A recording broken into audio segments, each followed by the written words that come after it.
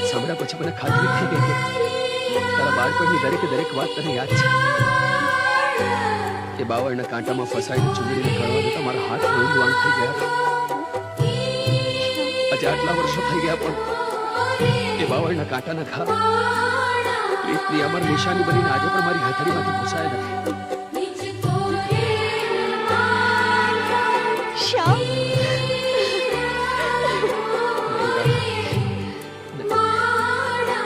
આપણા સોનેરી સપના તો